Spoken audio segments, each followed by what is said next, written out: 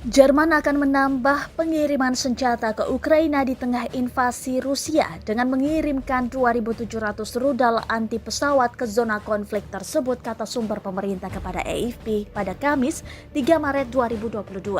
Pemerintah menyetujui dukungan lebih lanjut untuk Ukraina, termasuk pengiriman rudal anti pesawat tipe Strela buatan Soviet yang sebelumnya digunakan oleh tentara komunis Jerman Timur, kata sumber tersebut. Pengiriman senjata pertama Jerman sebanyak 1.000 anti-tank dan 500 rudal anti pesawat lainnya telah dikirim ke garis depan, kata pemerintah pada Rabu 2 Maret 2022. Sebanyak 18.000 helm juga dikirimkan ke Ukraina selama akhir pekan lalu, sehingga jumlah total yang disumbangkan oleh Jerman menjadi 23.000. Langkah itu dilakukan setelah Jerman mendobrak kebijakan lama untuk tidak mengirim senjata ke zona konflik, posisi yang berakar pada kesalahan perang era Nazi. Para sekutu mengkritik Berlin karena tidak mendukung pemerintah Ukraina dengan senjata tempur dan awalnya menawarkan mengirim 5.000 helm serta membangun rumah sakit lapangan.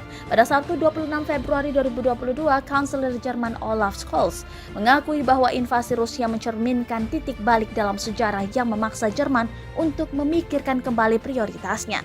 Jerman berjanji untuk menginvestasikan 100 miliar euro atau setara dengan 1,5 kuadriliun rupiah dalam membangun angkatan bersenjatanya sendiri guna menghadapi ancaman Rusia. Pemerintah Jerman pada Sabtu 26 Februari 2022 juga menyetujui pengiriman persenjataan buatan Jerman ke Ukraina dari negara pihak ketiga, termasuk 400 peluncur roket anti-tank melalui Belanda. Terima kasih sudah nonton, jangan lupa like, subscribe, dan share ya!